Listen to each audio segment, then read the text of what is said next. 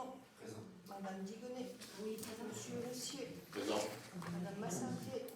Présent. Montélimar, procuration Michel Falfou. Madame Dossé. Présent. Madame André. Monsieur Félissier. Présent. Madame Bachelard. Présent. Monsieur Mounier. Madame Arnaud. Présente. Monsieur Placide. Présent. Madame Rancon. Monsieur Bruyère. Présent. Madame Girard, procuration à Marie-Paul Tournel. Monsieur Rechatin. Oui, présent. Madame Lyonnais. Présent. Monsieur Bouly, procuration à Lucas Rocher. Monsieur Ray, procuration à Bernard Rechatin. Oui. Et Monsieur Rocher. Présent. Merci. Une petite modification au niveau de l'ordre du jour, si vous le permettez, puisque le point qui concernait le reversement de la taxe d'aménagement de la commune à la communauté de communes de Haut-Lignon n'est plus d'actualité. L'État a changé sa position par rapport à ça. Donc on enlèvera cette délibération à l'ordre du jour et je vous propose de rajouter une autre délibération qui concerne un appel à manifestation d'intérêt de la région.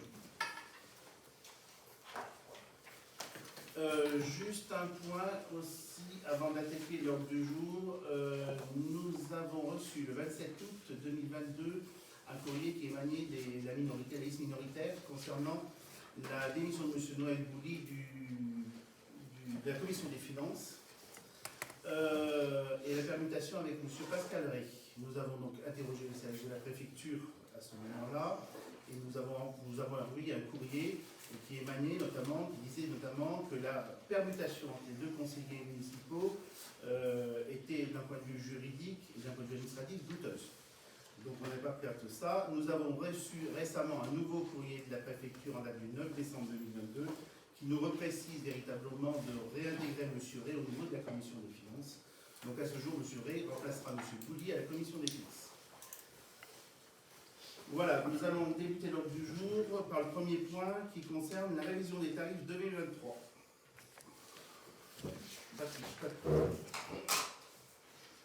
Alors, une révision des tarifs pour l'exercice 2023. Donc, je vous propose qu'on reprenne les tarifs chapitre par chapitre, parce que vous verrez qu'il y a assez peu de changements, vu les circonstances actuelles. On a décidé de faire très peu de changements. Donc, tout d'abord, pour la révision des tarifs assainissement. Tarifs assainissement, la délibération pour 2022, l'abonnement était à 57 €, le prix en taxe au mètre cube non consommé était à 1,10 €. Nous proposons de ne pas modifier ces tarifs. On vote tout en On vote en commun ou à chacune. Bon, on a tous les présents qui on votera après. On vote ensemble. Pour ce qui est de la révision des tarifs de droit d'entrée à la piscine municipale de Tence, pareil, nous proposons de conserver les mêmes tarifs 2022. Donc, pour exemple, l'entrée piscine pour les Tensois était de 4 €, pour les extérieurs 5,50 €. On propose de conserver pour 2023 les mêmes tarifs, sans aucun changement.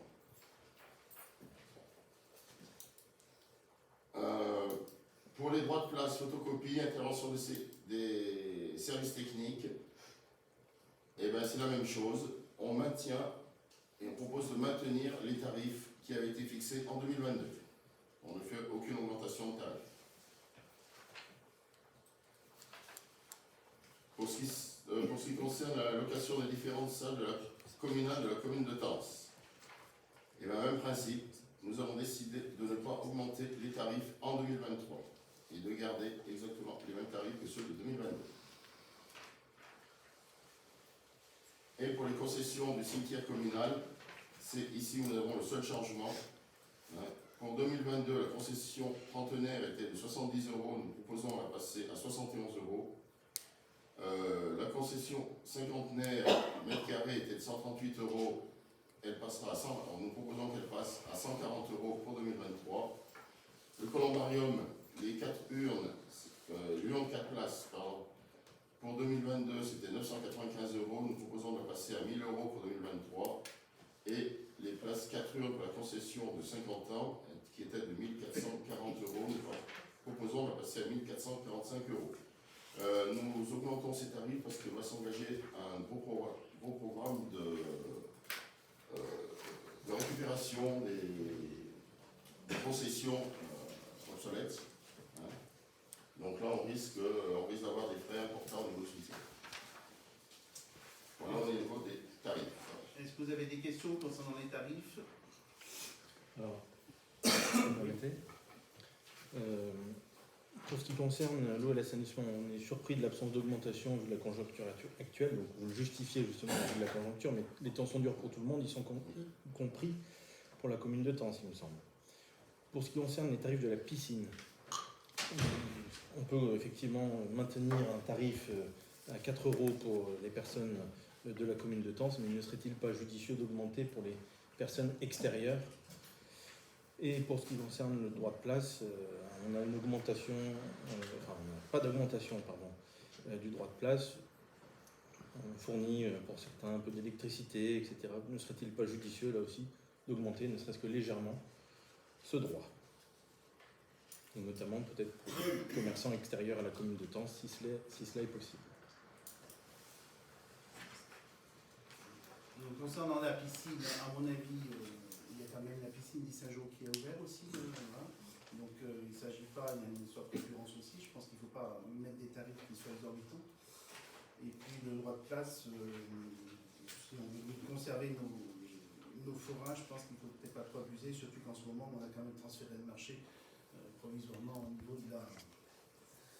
du gymnase. La piscine Saint-Jean, l'entrée est à 4 € pour tout le monde. Mais j'ai un principe. Oui. Et c'est pas tout à fait la même prestation que celle de Tence. Effectivement, c'est pas exactement la même prestation, c'est pas exactement les mêmes périodes de l'année. Je pense que quand des gens viennent à la piscine à Tence l'été, c'est pas forcément les prestations qu'ils cherchent de la piscine d'Issageau. Ils viennent pour passer un moment en famille, plus que pour avoir forcément des activités. Ok, est-ce qu'il y a d'autres observations? On procède au vote. Est-ce qu'il y a des personnes... Donc le tarif assainissement, est-ce qu'il y a des personnes qui sont contre? Qui s'abstiennent? Merci. Le tarif droit d'entrée piscine, est-ce qu'il y a des personnes qui sont contre? Abstention. Le tarif droit de place, photocopie et intervention de services techniques, est-ce qu'il y a des personnes qui sont contre? Abstention. Les tarifs de location des salles de la commune, est-ce qu'il y a des personnes qui sont contre? Abstention. Tarif cimetière communal Columbarium, est-ce qu'il y a des personnes qui sont contre? Abstention. Merci.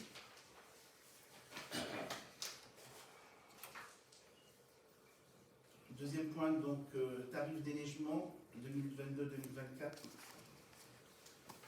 Alors, tarif déneigement, donc, monsieur le maire rappelle que par délibération du 16 décembre 2020, il a été adopté un tarif horaire de déneigement à proposer aux exploitants agricoles et autres entreprises désignées pour assurer le service de déneigement en période hivernale.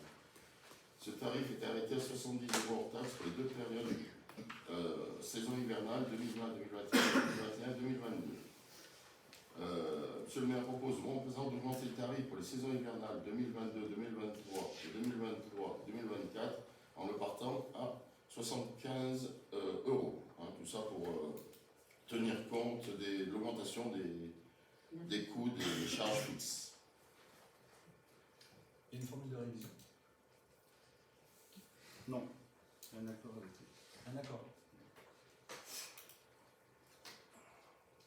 Est-ce qu'il y a d'autres questions?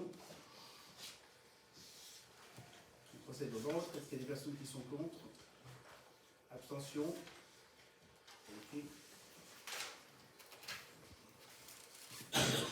Troisième point, la décision modificative. 3 décisions modificatives. Une première décision modificative qui concerne, comme fin d'année, la valorisation des travaux en réseau pour 77 588,81 €. Donc à la fois qui impacte les dépenses et les recettes de fonctionnement et la contrepartie sur les dépenses et les recettes d'investissement. On retrouve la même somme avec une décomposition en fonction des comptes de travaux en régie. Et une autre décision modificative de 15 716,44 € qui concerne les dotations aux amortissements. On est passé depuis cette année à la nomenclature M57 qui consiste à comptabiliser les dotations d'amortissement au prorata tempori, contrairement aux années N+1 pour nomenclature précédente, donc il faut qu'on augmente le compte de dotation d'amortissement. 17 716,44 avec un impact à la fois sur les dépenses et les recettes de fonctionnement et la contrepartie, pareil, en dépenses et recettes d'investissement. Ça, c'est les deux décisions modificatives. L'autre, on la vote à part, je crois, hein, c'est ça. Oui. Est-ce qu'il y a des observations par rapport à ces décisions? On procède au vote. Est-ce qu'il y a des votes contre? Non, procuration, 5. 5 contre. Est-ce qu'il y a des abstentions? Une abstention. Merci. Autre décision modificative qui concerne cette fois-ci le budget assainissement.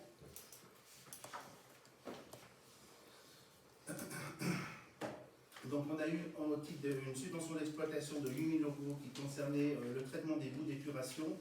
Et on vous propose d'augmenter les comptes de charges, fourniture d'entretien de 4 000 € et entretien et réparation des réseaux de 4 000 € au niveau des dépenses de fonctionnement.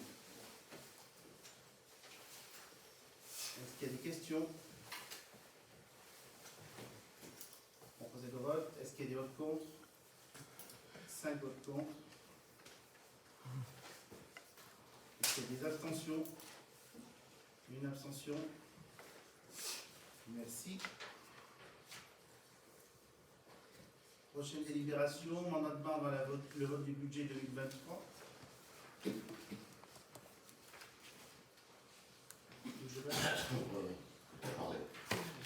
Donc c'est une délibération qui arrive en chaque fin d'année, on a toujours ça. Le fait d'avoir le budget qui doit être voté avant le 15 avril 2023, donc on a la loi qui nous autorise véritablement à mandater un certain nombre de dépenses du 1er janvier au 15 avril 2023 jusqu'au vote du budget dans la limite de 25% des dépenses d'investissement autorisées. Vous allez avoir un premier tableau où vous avez l'ensemble des dépenses d'investissement de cette année de 3 49 000 €. On prend 25%, ce qui fait une possibilité de transférer 762 405,98 €. Et vous avez un deuxième tableau qui répartit. Alors on n'a pas reporté la totalité, on est juste reparti sur 672 000 et vous avez la répartition en fonction des différents chapitres, où le plus gros est la voirie à hauteur de 400 000 €. Est-ce qu'il y a des questions? Est-ce qu'il y a des votes contre? Est-ce qu'il y a des abstentions? Ok. Renouvellement de la ligne de trésorerie. Alors, la ligne de trésorerie permet donc de couvrir essentiellement l'attente du versement des subventions. Cette ligne doit être renouvelée chaque année. Cette année, il est proposé de la porter à 750 000 €. On a eu plusieurs propositions, donc une proposition de Crédit Mutuel qui nous propose un taux variable Euribor 3 mois plus une marge de 0,6 points, des frais de dossier de 0,10 et pas de commission de non-engagement. Voilà, donc on augmente cette ligne de trésorerie chaque année, enfin on revote cette ligne de trésorerie à chaque fin d'année, mais on profite de cette année pour l'augmenter de 500 000 à 750 000 € dans le but de financer les subventions qui arrivent au-delà de quelques mois, on va dire. Voilà, donc on a eu un accord par rapport à la banque, pas de souci par rapport à ça. Il a été demandé au niveau de l'opposition le détail de la consommation de la ligne de trésorerie, par écrit, donc on va tout vous donner. Aujourd'hui, la consommation de la ligne de trésorerie 500 000 € et de 150 000 €. Et on peut avoir. Tout ça, hein. On pourra l'avoir, ça, oui. Ah, vous m'avez demandé par écrit. Oui. Ah, d'accord, c'est bon, merci. C'est pour vous. D'accord. Voilà, est-ce qu'il y a des observations par rapport à cette ligne de trésorerie? Est-ce qu'il y a des votes contre? 5 contre. Est-ce qu'il y a des abstentions? Une abstention. Merci. Admission en non-valeur. Alors, le trésorier chargé du recouvrement des titres de la commune nous sollicite pour des commissions en non-valeur, c'est-à-dire des sommes qu'il n'a pas pu récupérer, pour une somme de 158,75 €. Donc des produits récouvrables, ce sont surtout des cantines qui n'ont pas été réglées. Les repas de cantine qui n'ont pas été réglés. après la tentative pour le percepteur de récupérer les produits, il y a l'incapacité de les récupérer, donc il nous demande de les passer en perte. Est-ce qu'il y a des observations? Est-ce qu'il y a des votes contre? Est-ce qu'il y a des abstentions? Merci. Coupe de bois 2023. Patrice. Alors l'objet coupe de bois en forêt sectionnelle sur les biens de section, donc les lieux dits pins et plaines. Monsieur le maire donne lecture au conseil municipal du programme de coupe du bois proposé pour l'année 2023 par l'Office national des forêts pour les forêts relevant du régime forestier, suivant une proposition jointe à la présente délibération. Monsieur le maire explique au conseil municipal que les modes de vente à l'ONF ont évolué depuis le 1er janvier 2019. Les ventes par adjudication ou appel d'offres prennent désormais la forme de vente publique de gré à gré par soumission avec mise en concurrence. Les ventes de gré à gré hors vente publique, donc vente simple, restent également en vigueur pour pouvoir commercialiser des lots de faible valeur ou rester invendus. Le conseil municipal, après avoir délibéré à l'unanimité de ses membres présents, prend acte du programme de coupe de bois proposé pour l'année 2023 par l'Office national des forêts pour les forêts relevant du régime forestier, et ce, tel qu'il a été présenté par M. le maire. En fait, il y a deux parcelles qui sont concernées sur les lieux dits 1 et plaines, donc c'est la parcelle 1A et 3U. Donc, décide d'accepter l'ensemble des destinations de coupe comme mentionné à la proposition jointe à la délibération. Monsieur le maire rappelle au conseil municipal que pour les bois vendus ou délivrés façonnés, une délibération complémentaire sera nécessaire pour fixer les conditions d'exploitation à l'entreprise en régie, maîtrise d'œuvre ou financement. En complément des parcelles délivrées citées au point 1 et 2 de la présente délibération, il est précisé que pour les parcelles inscrites au tableau ci-dessous, une partie des produits correspondant à des bois de qualité chauffage sera délivrée en parallèle à la partie principale vendue. Pour les coupes délivrées, Monsieur le maire rappelle que par délibération, le conseil municipal de la commune de Tence devra fixer le rôle d'affouage ainsi que les modalités de réalisation de l'affouage. Règlement d'affouage, donc mode de partage, désignation des bénéficiaires solvables, montant des taxes d'affouage. Les bois délivrés ne peuvent être utilisés que pour les besoins ruraux et domestiques des bénéficiaires qui ne peuvent en aucun cas les revendre. Donc les garants de cette coupe délivrée sont M. Rodier Christian, M. Bois Éric et M. Lounier Christian. Merci Patrice. Donc ça c'est à la demande de l'ONF chaque année, donc il nous propose un programme de coupe. La particularité au niveau de cette coupe, c'est qu'il y a éventuellement du bois de chauffage, et donc la délibération consiste déjà à autoriser donc, cette coupe de bois et d'autoriser l'affouage, et avec la nomination des 3 personnes qui ont été désignées pour répartir l'affouage au niveau des habitants de Paimplen. Est-ce qu'il y a des questions? Est-ce qu'il y a des votes contre? Abstention? Merci.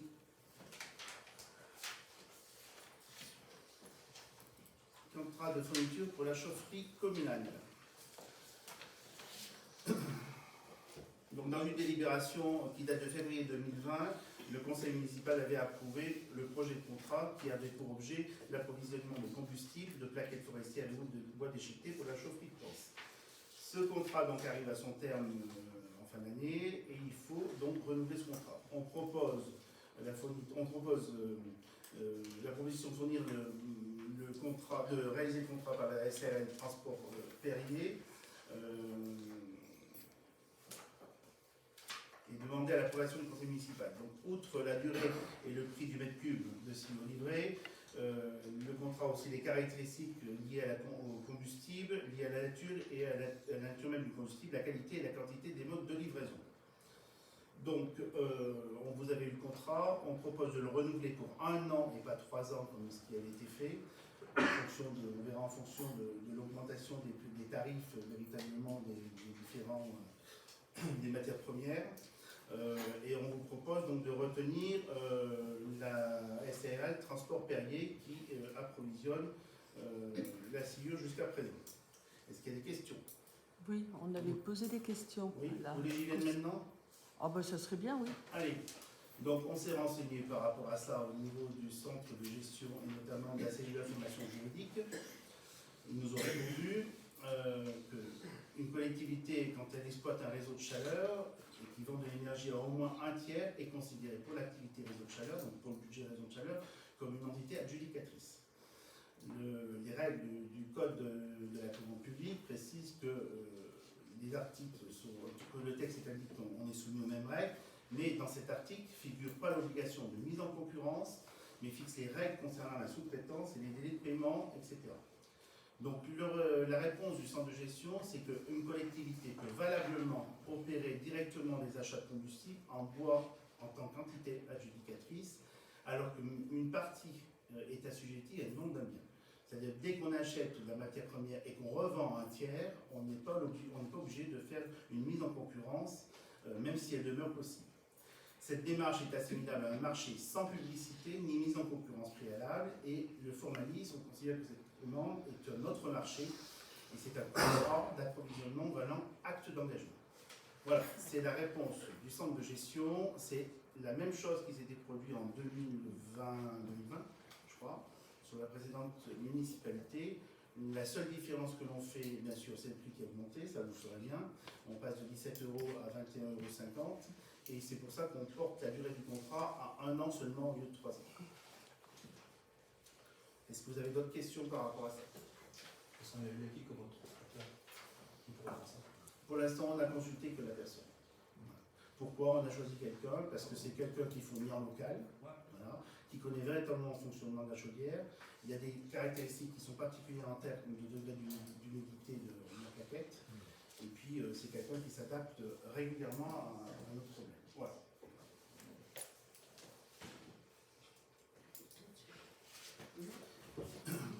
Pas d'autres questions? On procède au vote. Est-ce qu'il y a des personnes qui sont contre?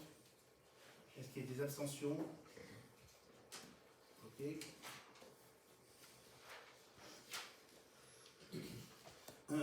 Prochaine délibération, travaux d'assainissement, tranche route de 2WC, validation de l'avant-projet définitif.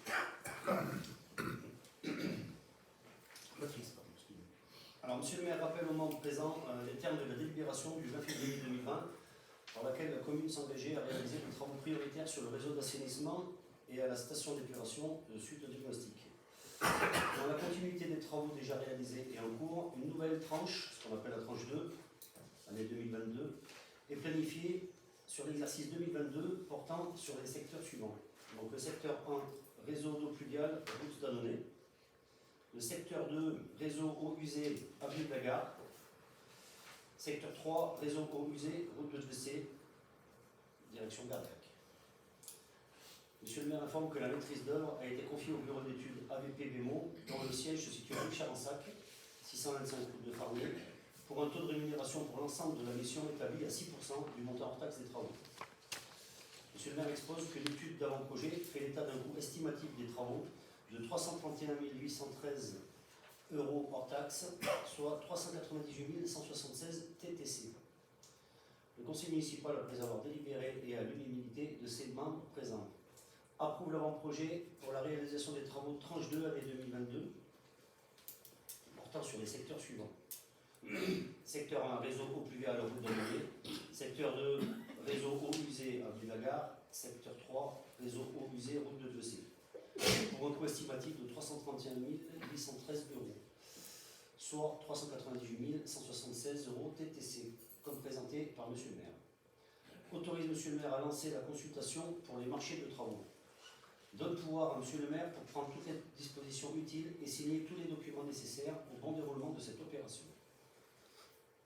On va peut-être te mettre le plan si tu veux expliquer un petit peu. Je crois que vous avez quelque chose. Donc là, on est sur le secteur Gardac.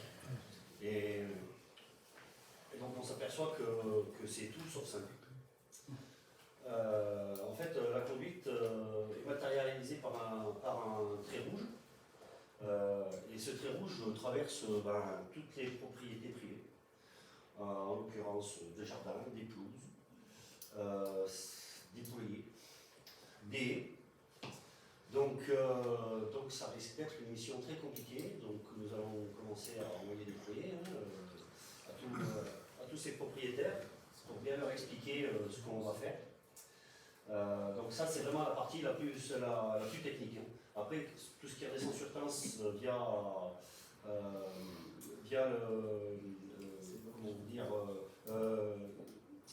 la chaufferie, on est sur du chemin, il n'y a pas trop de problèmes au niveau changement de flux. Et donc on refait une partie d'eau pluviale, d'eau usée avenue de la Gare, donc qui va remonter de la maison Montélimar jusqu'à l'hôtel Possible. Voilà. Donc là, on n'aura pas trop de travaux de voirie dans la mesure où on va faire une tranchée et qu'on bouchera uniquement. Donc ça sera cette fameuse deuxième partie qui va se raccorder à celle qu'ils sont en train de faire actuellement, donc rue des Casernes, où on va s'arrêter plus ou moins juste avant les rails du chemin de fer. Voilà. Donc il y a un regard stratégique là, et de ce regard on va reprendre les réseaux direction Gardéac jusqu'à la fin des réseaux. Ça ne monte pas plus. Donc, comme disait Patrice, on va consulter les habitants, bien sûr, on va aller par rapport à ça. On attend simplement d'avoir le financement, la décision du financement de l'agence de l'eau, et ça sera pas avant l'année prochaine. Oui. Ça sera très où au niveau de Gardéac? Chez le four. Ouais, chez le four. Chez le four? Après, ça ne monte pas plus haut. Un regard à la limite. Voilà. Après, les gens, quand ils ont fait construire, ils savaient qu'il y avait une canalisation qui. Ah, mais bien sûr qu'ils ont des servitudes. Oui, ils le savent. Tout ça, alors les là, actes notariés, c'est tout noté. alors les servitudes qui est rappelée dans les actes notariés, c'est les servitudes privées. Là, on parle des servitudes d'utilité publique qui ne sont pas inscrites dans le PLU. Donc les gens ne savent pas. Quand ils font une demande de certificat d'urbanisme, il n'y a pas porté qu'il y a l'assainissement passe là. Ah ben, il n'y a jamais de plan. Jamais de plan. Ah non. Jamais de plan, mais normalement une conduite qu'elle soit pour les égouts ou pour autre chose, la personne qui est sur son terrain doit en assumer la responsabilité dessus. Si d'aventure il y a des travaux dessus, elle doit les assumer. On est bien d'accord, mais quand il y a des gens qui achètent des maisons où les canalisations étaient là avant, quand la servitude d'utilité publique n'est pas inscrite dans le PLU, elle n'est pas relatée dans le certificat d'urbanisme, il y a des gens qui ne savent pas qu'il y a des canalisations qui passent chez eux. Oui, mais ceux qui ont fait construire. Ceux qui ont fait construire, je suis bien d'accord que Oui, mais là, par contre, on risque d'être confronté à ce cas. il va y avoir des gens qui ont acheté des maisons. C'est sûr, ouais, ils savent pas qu'il y a et des c'est CO2. certain que c'est par la tête dans les cellules. Alors là, tu peux... C'est pas normal, ça. Non, c'est ce qui- Non, c'est pas normal, mais ça n'a jamais été inscrit dans les PLU. Mais c'est un boulot, hein, parce que maintenant, régulariser toutes les canalisations qui passent dans toutes les propriétés privées. Non, mais là, c'est Donc clair moi, que. Madame Massardier m'avait fait passer il y a quelques années de ça le plan justement des égouts, etc. Donc je vérifie toujours, mais sur le CU, c'est jamais marqué les servitudes d'utilité publique. Jamais. C'est pas bien, ça. C'est l'héritage de 20, 25, 30 ans. Et je te parle même pas des canalisations qui ont été faites il y a 70 ans. Ouais. Il n'y a pas de plan de recollement, il n'y a rien du tout. Enfin bon, on a du pain sur la planche. Entre les retards au niveau de l'eau aussi, on envoie des mails sans arrêt, on n'a aucune réponse. Enfin, ça devient compliqué, quoi. Mais juste, il n'y a pas si longtemps que ça, j'ai eu le cas sur Potage, des Tinsois qui achetaient un terrain à bâtir, et on s'est rendu compte que les canalisations passaient chez le voisin. Donc, Pas de servitude, c'est-à-dire que le voisin, potentiellement, ça desservait un lotissement. C'était le lotisseur qui avait fait passer les réseaux. Certes, à la demande de la mairie, mais pas de servitude. Le propriétaire chez qui ça passe, il peut très bien dire je coupe. Je mets un bouchon, et terminé. Voilà. Et si les gens ne sont pas au courant qu'ils ont fait construire un garage dessus, ah oui, oui. enfin quand c'est le garage encore ça va. Bon, non mais là, bon, apparemment, on a commencé quand même à Non mais sur Gardaillac c'est pas Faire- plus inquiétant. faire Des endroits où je pense qu'il y a des constructions qui ont été faites sur les réseaux. Mais oui, enfin bon, pas forcément dur. Donc bon, on va voir comment on Il peut faire. y a des endroits à Creusillac où il y a un mur qui est Ah, sur mais une Creusillac, canalisation par exemple. Et chez Cagardaillac, ça serait plus bon Vous avez la table.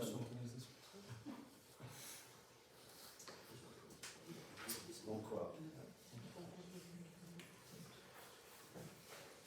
Est-ce qu'il y a d'autres questions?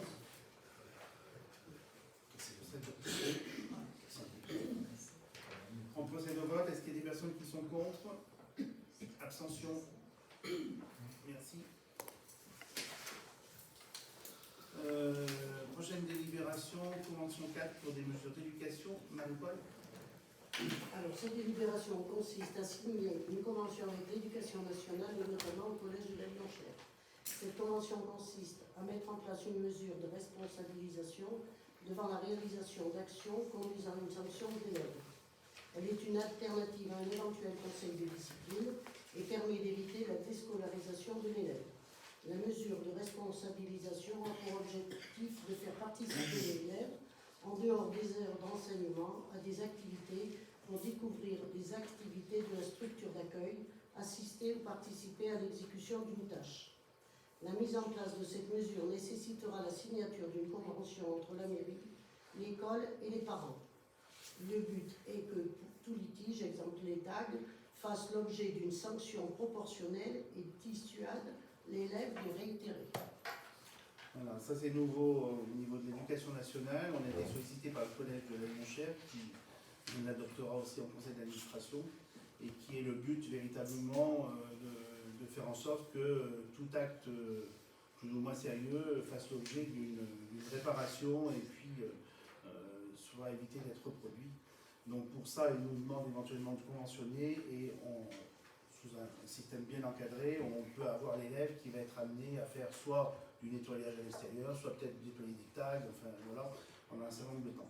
Et bien sûr, comme disait Marie-Paul, c'est soumis à la proposition donc, du chef d'établissement, c'est lui qui interviendra, et convention avec la famille, la commune et le collège.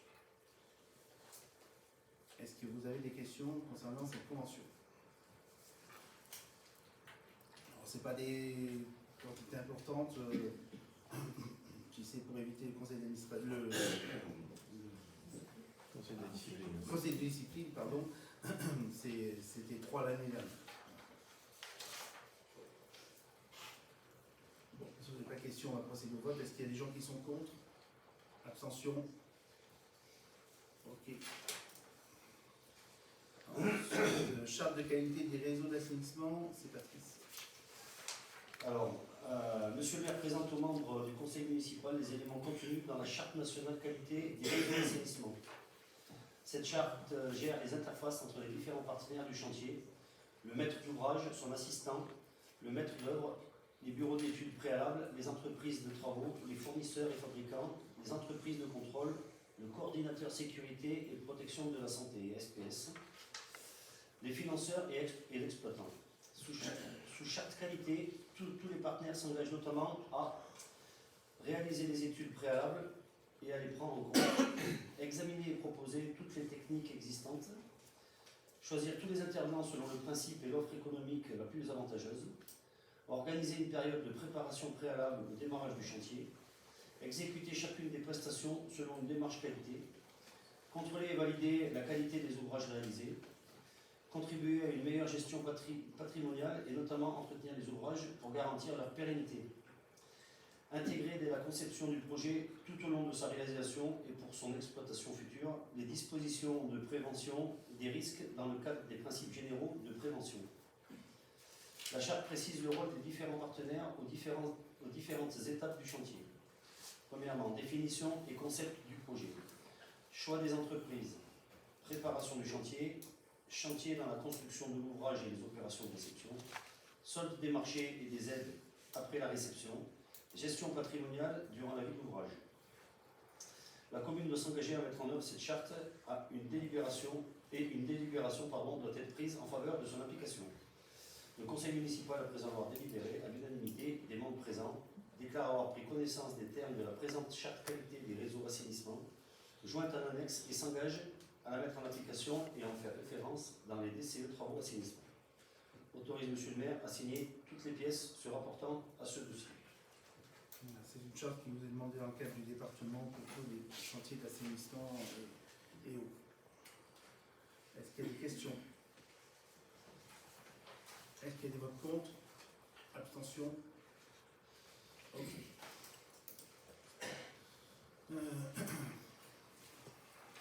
Prochaine délibération, convention avec la Poste pour les certificats d'économie d'énergie. On vous propose de passer donc un contrat avec une filiale de la Poste, la Société Économie d'énergie, pour la gestion des dossiers de demande de certificats d'économie d'énergie. On a été sollicité par eux et on va contractualiser pour l'année 2023, jusqu'au 31 décembre 2023. Et ils se proposent aussi de reprendre les travaux de réhabilitation de la gendarmerie. Dans le cadre de ces travaux, donc, on est susceptible, donc c'était d'énergie qui consistait essentiellement en de l'isolation extérieure, tout ce qui est vitrage, tout ce qui est toiture, je crois, enfin toiture plate, je crois. Voilà. Nous permettra éventuellement de récupérer entre 15 et 20 000 euros au titre des certificats d'économie d'énergie.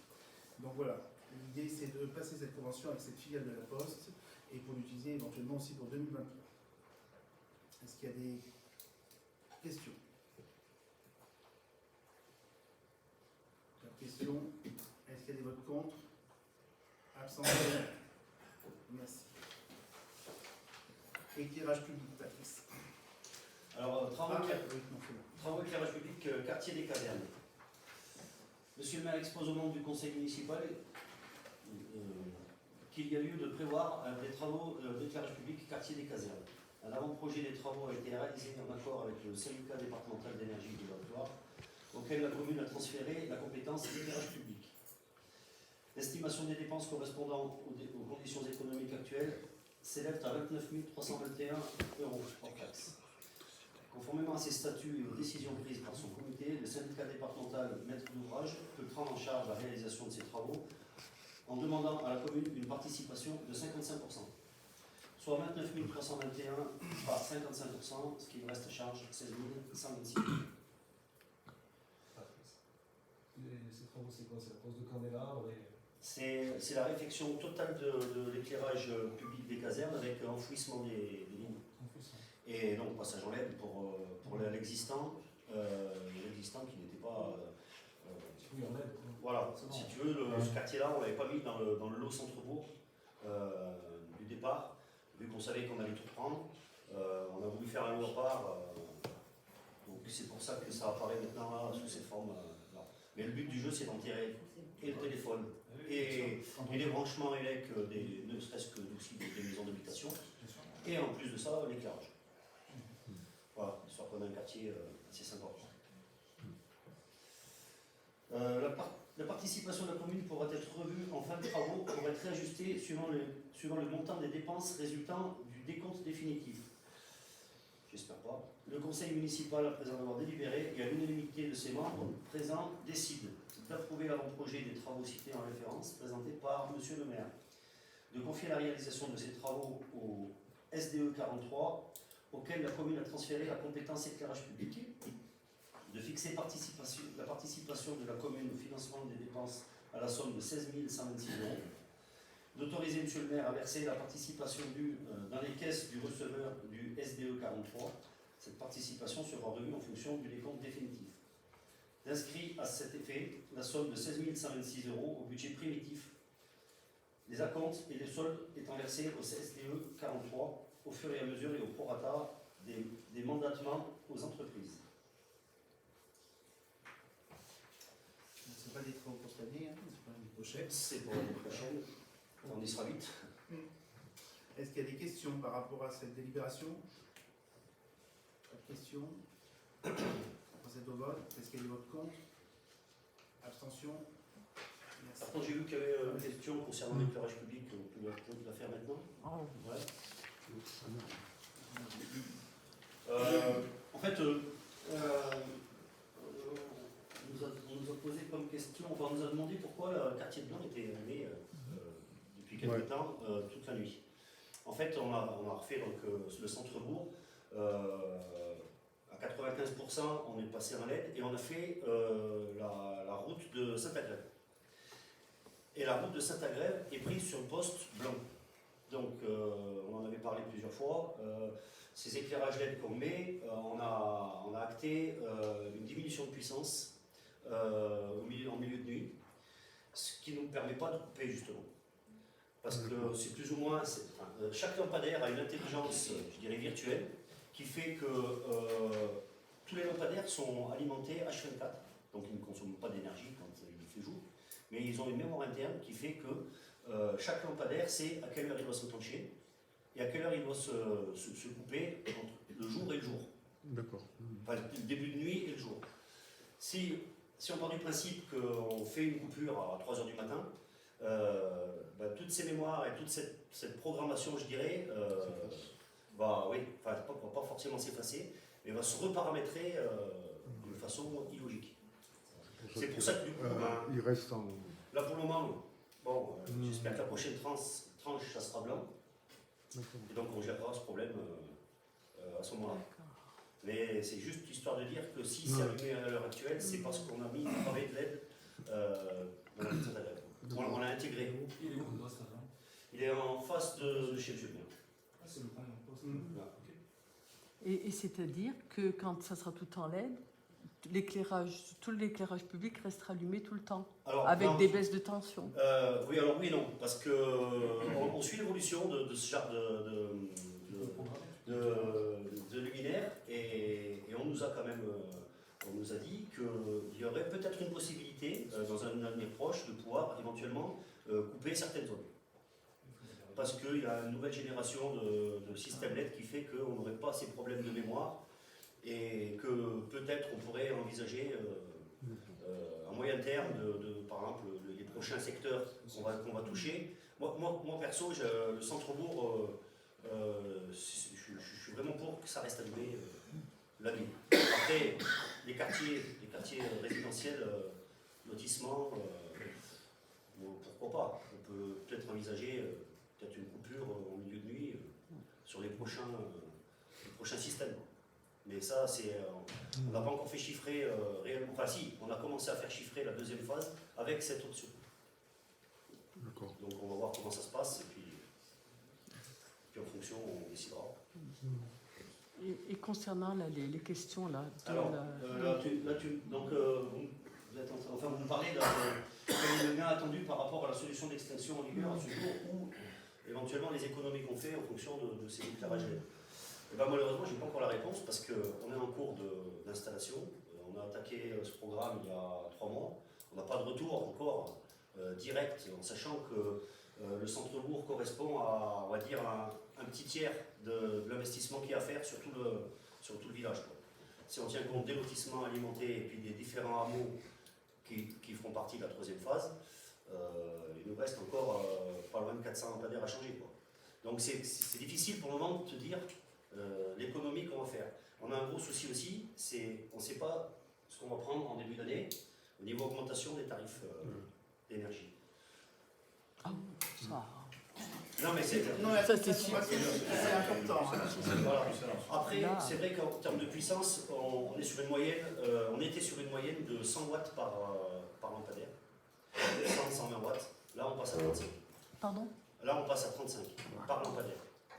Donc, concrètement, je ne vous fais pas de dessin, mais j'espère qu'on va s'y retrouver. Il faut nous laisser aller, il faut nous laisser une année, histoire qu'on voit à peu près, ne serait-ce que sur les différents comptages du centre-bourg, on aura une année pleine et on verra combien de kilowattheures on a économisé en fonction du prix qu'on va le toucher.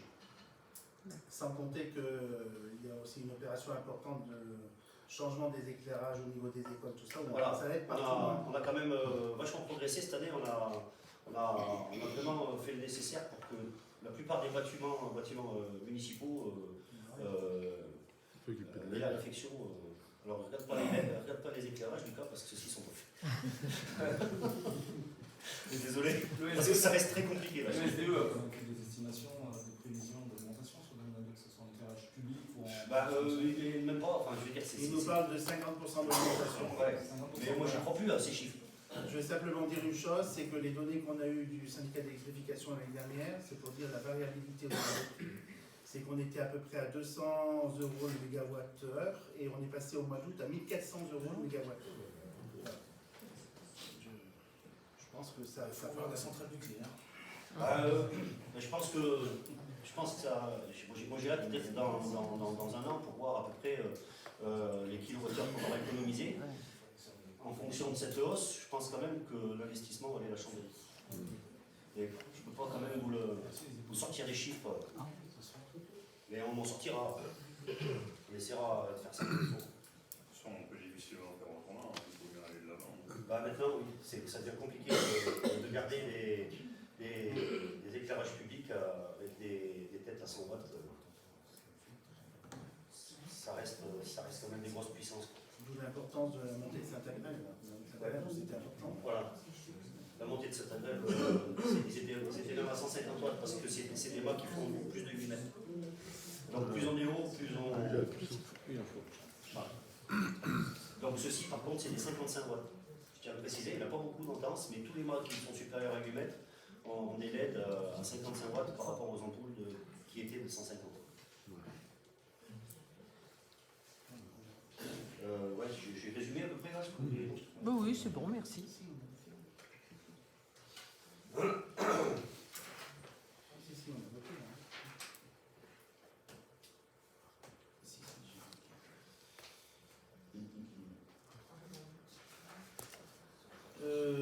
Autre point, donc cession d'une partie d'un chemin communal à Artaud. Michel.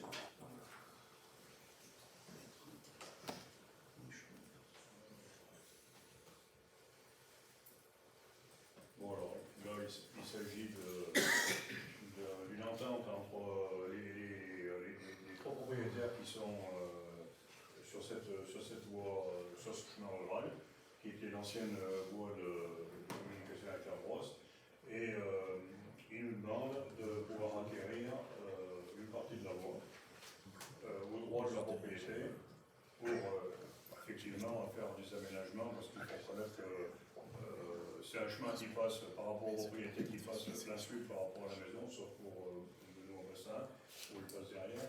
Mais c'est vrai que ce chemin est difficile de faire un aménagement quelconque devant la maison si on a ce chemin. Donc monsieur Julien Olanier et madame Virginie Olanier, propriétaires du parcelle, monsieur Bastin et madame Amandine Barrière, propriétaires également dans la dernière maison en bas, monsieur et madame Jean-Marc Rousseau, donc propriétaire des parcelles domiciliaires rue d'Artaud, qui émettent le vœu pour acquérir une partie de l'assiette du chemin d'Artaud longeant leur habitation. Alors, il est rappelé à l'Assemblée que juridiquement, un chemin rural demeure un chemin qui, tout en étant affecté à l'usage public, appartient au domaine privé de la commune. Il ne bénéficie pas des servitudes du régime de domanialité publique, mais ne les supporte pas non plus. Son régime juridique est donc hybride, car il tient compte malgré tout de son utilisation par le public. Si le chemin rural peut effectivement être aliénable, ça peut être le cas, la procédure de vente doit respecter les formalités particulières en application de l'article L161-11 du Code rural.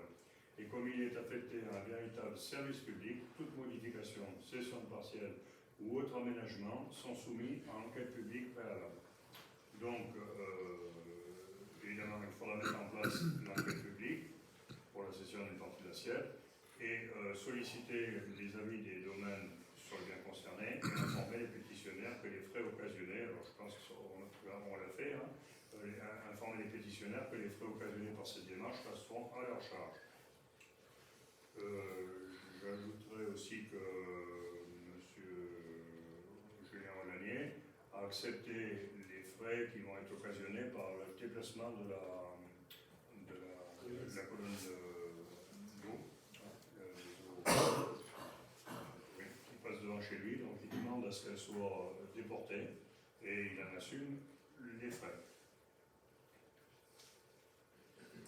Merci. Est-ce qu'il y a des questions particulières?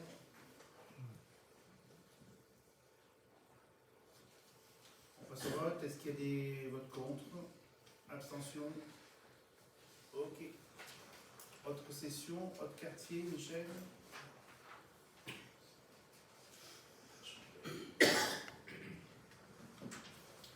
Là, il s'agit de partie du chemin. C'est à Chaumargé, c'est dans le double virage. Donc, quand on arrive, on sort de Chaumargé, donc il y a un premier virage à gauche et un deuxième à droite. face, donc c'est le deuxième à droite. Et donc,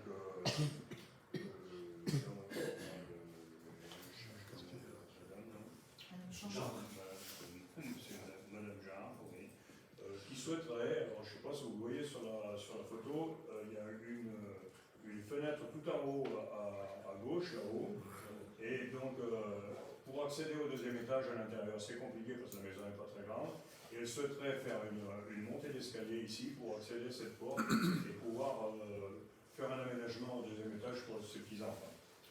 Donc, bon, apparemment, ça ne pose pas énormément de problèmes, même s'il faut rentrer dans la démarche normale, mais on le voit pas bien là, mais ça serait, on a celui-là qui est en premier plan là, et qui correspond à peu près à l'emprise qui demande ces gens-là. Donc finalement, on n'ira pas, on ne change pas beaucoup le chemin.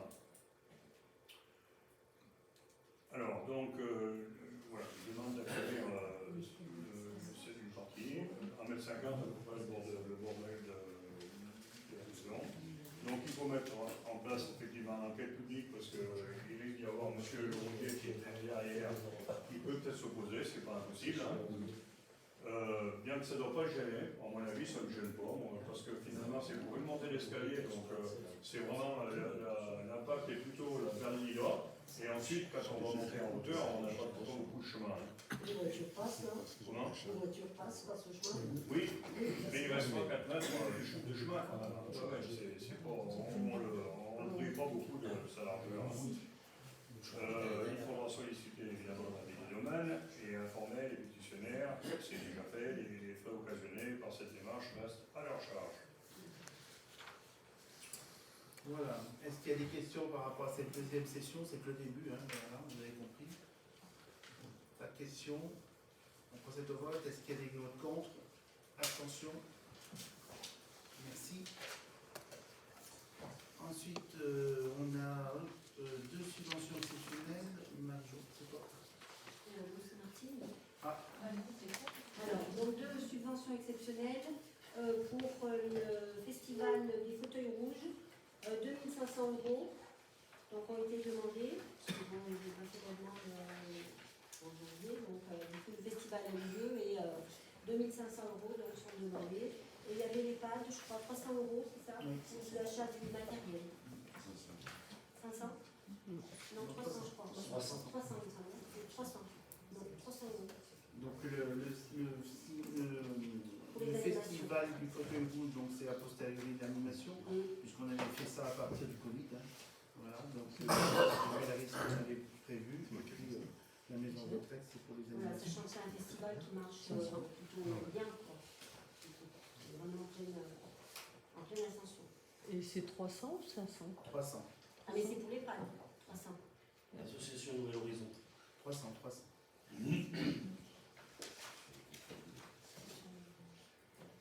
Et les fauteuils rouges, c'est 2500.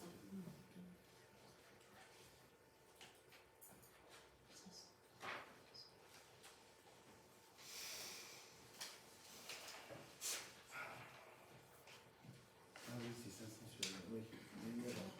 Oui, il y a une erreur. 500 C'est ça. Ah, 500. Ah, c'est 500? Non, c'est des 300. Non, c'est 300. Oui, C'est il une faut erreur. pas- C'est une erreur sur C'était marqué 500, c'est une erreur, document c'est qui a 300. été. Donc c'est bien 300. Oui, c'est ça. Alors, est-ce qu'il y a des votes contre? Abstention? Ok. Prochaine délibération, c'est une course cycliste à l'Altitude Tour 2023. On est sollicité par un projet qui est soutenu par le département de la Haute-Loire et qui consiste à organiser donc une course cycliste, c'est ici Altitude Tour féminin 2023, course cycliste féminine internationale, et qui va passer à travers 2 à 3 régions. La première date est le 15 juin, donc le Ligan Montaigoul, et le 16 juin Puja Rochemort dans 07, 17 juin Saint-Paulien le lac du Boucher, et nous on est concernés pour le dimanche 18 juin Tence le Puy-en-Velay. Donc Tence sera vu du départ, donc c'est une manifestation qui sera assez, on va dire, au niveau de communication assez Ah, vous avez quelque chose, d'accord. C'est pas l'heure des choses. Pardon? L'heure des choses, Non, c'est la veille, l'heure des choses. C'est la veille. C'est la veille de... C'est la veille. Voilà. Donc, on a été sollicité par le département pour être ville de départ. La contrepartie, c'est qu'en tant que ville de départ, ça va nous coûter 5 000 €. Donc, nous avons sollicité la conseil départementale, qui pour l'instant ne nous a pas grand-chose à nous donner, mais bon, on verra par la suite. Voilà.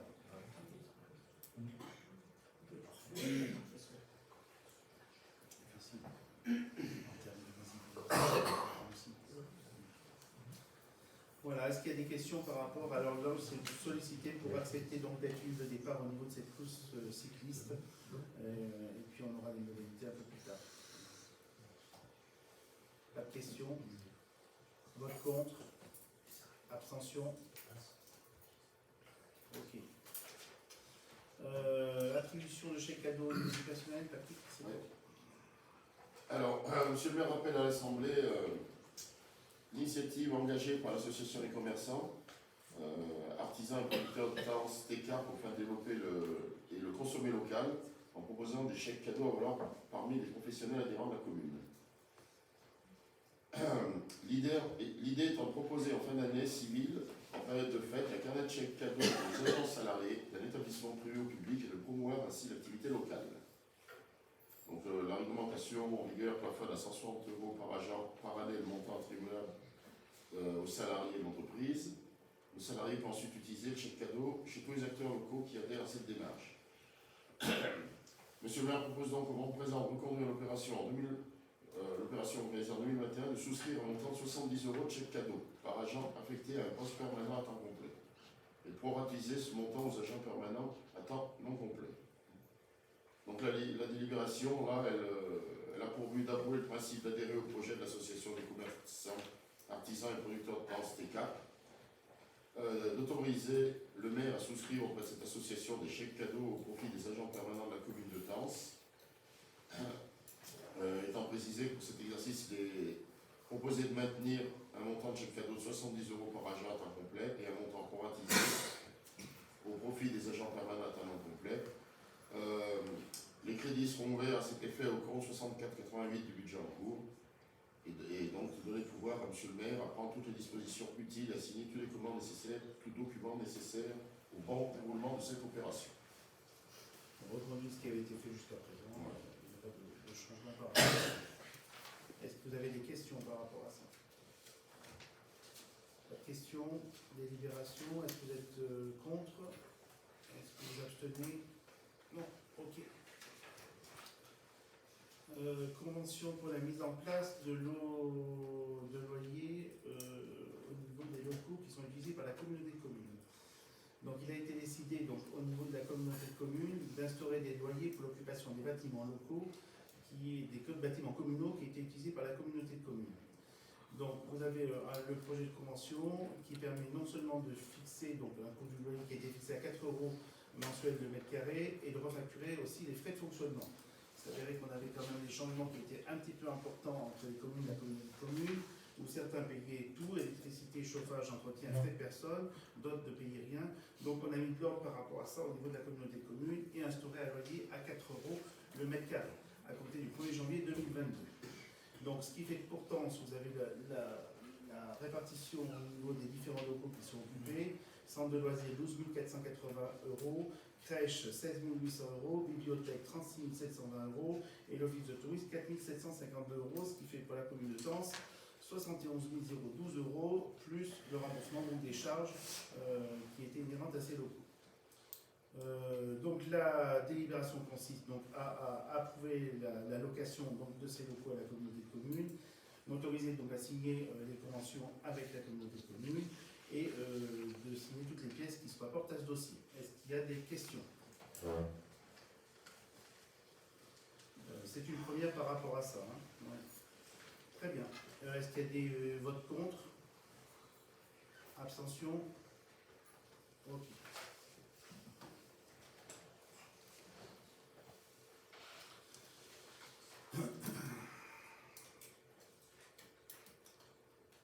Prochaine délibération qui consiste à la désignation d'un correspondant sans discours La loi Matra, qui a été mise en place au 25 novembre 2021, oblige la mise en place des conseillers municipaux correspondant à incendie secours.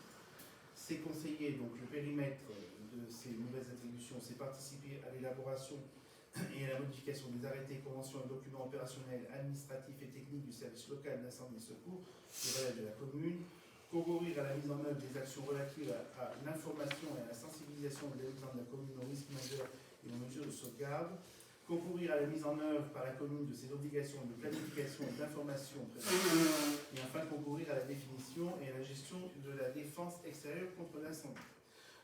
Donc, je vous propose qu'on nomme dans ce poste M. Henri Montélimar, conseiller municipal, ancien pompier volontaire de la caserne, si vous êtes d'accord. Est-ce qu'il y a des observations? Pas d'observation? Procède au vote. Est-ce qu'il y a des votes contre? Abstention? Ok. Enfin, dernier point qui était à rajouter au niveau de l'ordre du jour, c'est ce que je vous disais, qui est une réponse à un appel à la manifestation d'intérêt 2022 qui est issu de la région Auvergne-Rhône-Alpes et qui concerne les itinéraires Saint-Jacques-de-Compostelle en Auvergne-Rhône-Alpes. L'objectif de cet appel à manifestation d'intérêt est d'accompagner les territoires situés sur les itinéraires de Saint-Jacques-de-Compostelle qui souhaitent se mobiliser pour attirer les clientèles de proximité. Il est proposé à la société régionale aux investissements utiles pour l'accueil de confort de la pratique itinérance. Donc, on propose de présenter donc, au titre de cette année le projet d'aménagement du chemin des Chauchères, qui constitue le tronçon entre le chemin de Compostelle qui débouche entre les bourgs de Tence vers le passage remarquable, après le passage remarquable. À ce jour, donc, le revêtement est disparate et des projets de travaux devraient permettre d'uniformiser les surfaces et également d'améliorer les abords de la voie. Un premier devis a été fait à l'ordre de 30 000 €. Cet appel à manifestation d'intérêt permettrait une prise en charge de la région au titre de ce projet à hauteur de 50%, soit 15 000 €, ce qui resterait 15 000 à charge de la commune. Donc la délibération consiste à inscrire bien sûr ce projet, inscrire la commune de Tence à cet appel à manifestation d'intérêt, présenter le projet d'aménagement des Chauchères et de solliciter les financements de la région. Est-ce qu'il y a des questions par rapport à cette... Oui. Le chemin des Chauchères, parce que alors... C'est le chemin en face de chez Michel. Chez Michel. Ah d'accord, seulement chez Raymond là. C'est pas sous le porche. Hein, d'accord, jusque... D'accord, ok. Tout de suite après, hein, c'est ça. Jusqu'au stade. Ok. Alors là, la passerelle a été refaite, mais je crois que... Je sais pas si jusqu'au stade. Jusqu'à la passerelle. Jusqu'à la maison.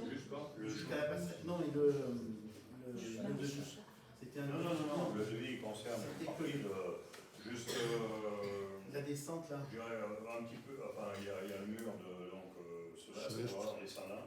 Après, on est quasiment à fleur de la séparation. Et on va jusqu'à là pour pas être plus... peut-être des reprises pour faire pour les écoulements d'eau de manière à ce qu'on évite de raviner. On a prévu les calibrants. 2-3 passifs sur les côtés, histoire de faire un style sentier. Comment Ceci, en haut, c'est un peu plus... Non, mais c'est dans la partie haute. Hein. Après, on prend le chemin tel qu'il est. Mais dans la partie haute, on va faire un petit habillage. En mettant des panneaux de partout concernant les déjections des chiens et des compagnies. Voilà. C'est pour ça qu'on va essayer de faire un truc. Parce qu'en fait, on est en train de se rendre compte qu'il passe beaucoup de personnes, beaucoup de gens, beaucoup de promeneurs, beaucoup de randonneurs. Et c'est pas forcément évident pour ces gens-là parce que ils se les pieds plus de voilà. Donc si on peut pérenniser ce truc, je pense que ça serait une bonne chose. On verra si on est tenu. L'amélioration qu'on a apportée à la passerelle pour l'accès au terrain et puis aussi l'accès en direction du chemin du Billère, je pense que ça aussi ça méritera peut-être de continuer à réfléchir là-dessus parce que c'est vrai que ça évite bien de remonter sur la route pour reprendre le Billère et là en passant sous le pont ça pose pas énormément de problèmes, peut-être je dirais pour éviter de s'ensabler avec une poussette, si on peut dire. Peut-être il y aura peut-être une partie béton à faire sous le pont, mais bon, ça mérite d'être réfléchi. Mais je pense que c'est très très utilisé. Moi, souvent, j'ai vu des gens qui passent pont, c'est le passage du chemin PR. Et le tour vélo de la Haute-Loire. Ah oui, en plus. Le circuit PR passe par là et après prend le chemin qui longe le bac. Si, si. Voilà, disons qu'après, Il y en voilà, a deux d'ailleurs, PR. on fait la boucle, quoi. Mais c'est pour dire qu'il y aura peut-être des. Il faudra faire attention à ce que vous mettrez comme type d'enrobé parce qu'il y aura peut-être des conditions, on ne peut peut-être pas mettre n'importe où. Non, mais bon. Parce qu'on a une modification qui est en cours à la brosse.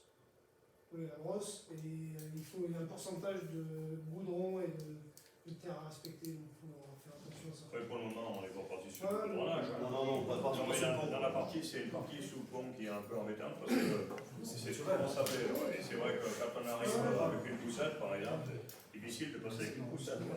Donc il y a peut-être une partie, mais pas sur le très large. Mais Non, ouais, ça ouais, risque un peu. Comme la chose qu'il faut tout ce qui est. très long. Hein.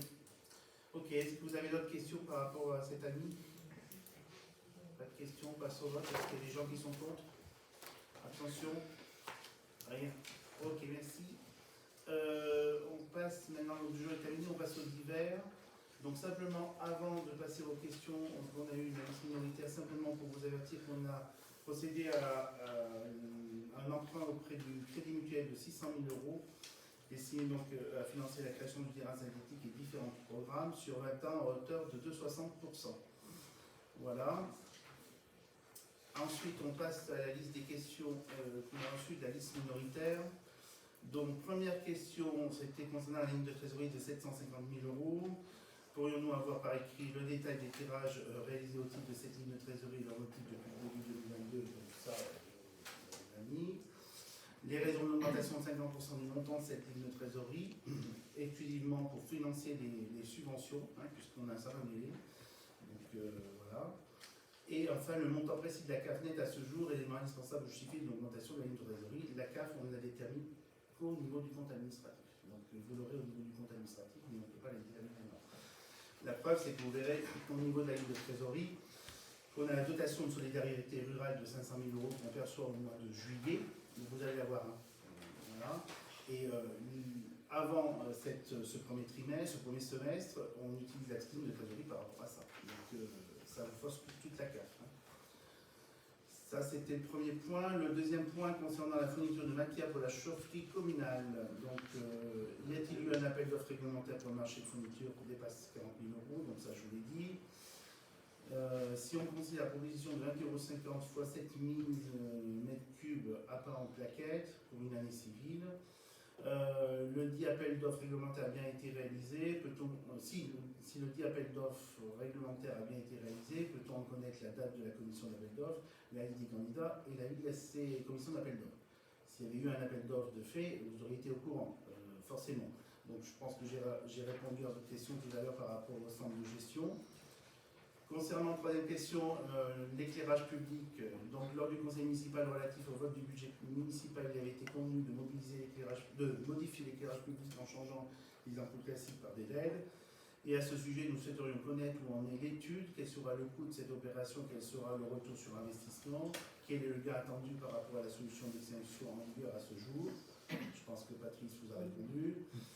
Par ailleurs, dans cette période où il est demandé à chacun de faire des efforts sur les économies d'énergie, nous tenons à vous signaler que le quartier de Blanc va s'allumer toute la nuit.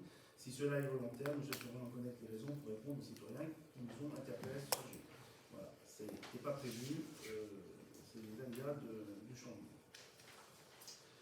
Quatrième question concernant la modification de la commission communale des finances. Nous avons interrogé M. le préfet, lequel nous a mentionné qu'à ce jour, il a l'impossibilité de nous répondre car il manque d'éléments de la part du maire de Tence. Pourriez-nous savoir pourquoi il n'a pas eu de réponse de votre part?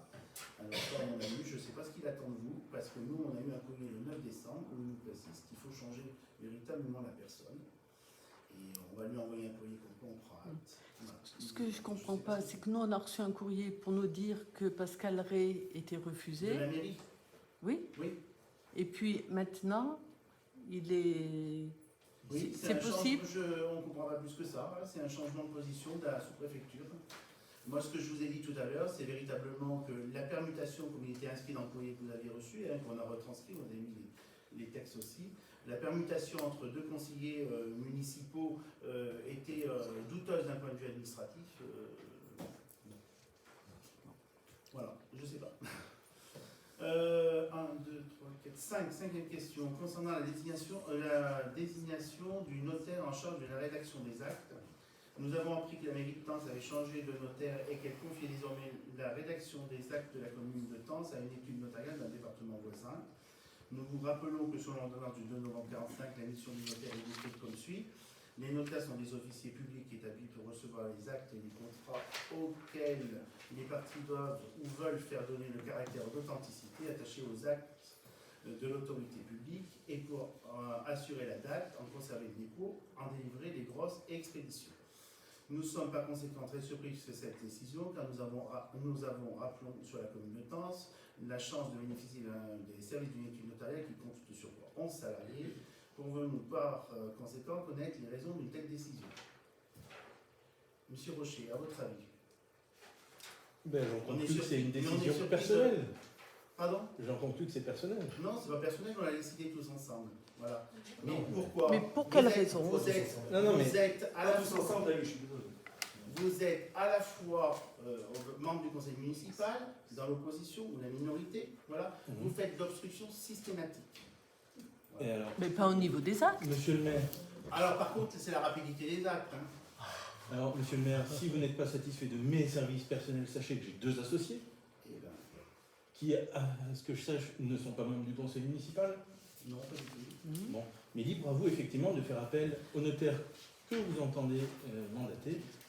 Juste pour précision, pour l'alignation du chemin d'Artaud, il faudra donc que je me mette en contact avec le notaire de Saint-Agrève qui, lui, a eu au moins l'élégance de me prévenir en vous demandant également de m'adresser un courrier.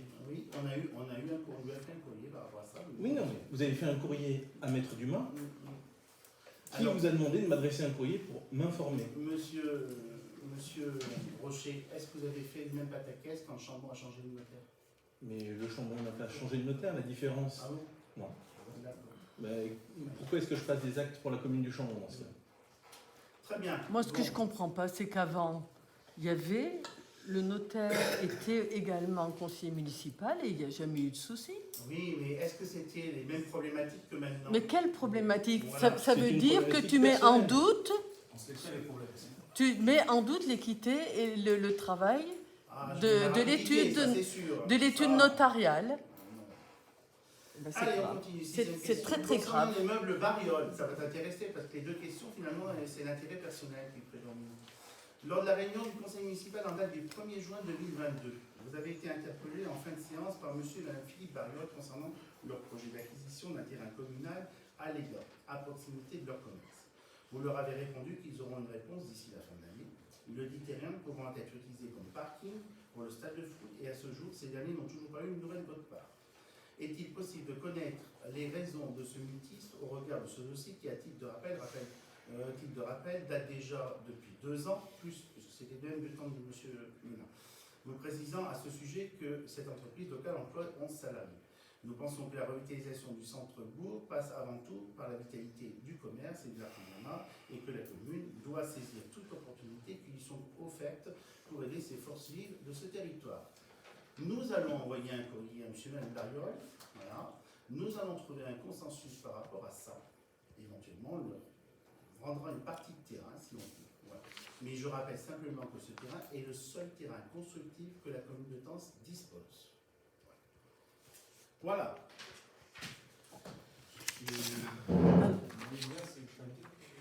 Pardon? Il n'y a pas d'autre point sur les débats? C'est fini. Si tu veux prendre la parole, tu prends la parole, s'il te plaît. Au début du conseil municipal, j'ai remis une lettre à l'ensemble des élus présents ici ce soir. Si David, tu m'autorises, j'aimerais qu'elle soit diffusée peut-être pour faciliter la... je peux la faire diffuser sur l'écran.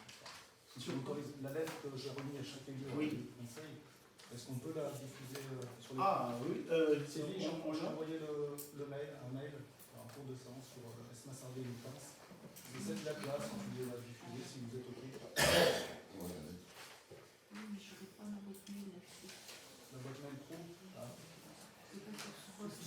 J'en ai parlé à beaucoup de gens. Mais tu peux aller, Bon, Je vais la lire donc à l'ensemble des élus. Monsieur le maire, chers collègues élus, avant toute chose, je tiens à préciser que mes propos résultent uniquement d'une réflexion strictement personnelle sans pression extérieure. L'année 2022 arrive à son terme, l'heure pour moi de faire un bilan à bientôt mi-mandat. Engagé au sein du conseil municipal depuis les résultats de mars 2020, je fais le triste constat que la dynamique et l'ouverture ont été rapidement de 20 mots. Les tensions naissantes ont engendré des démissions en cascade, puis une nouvelle élection.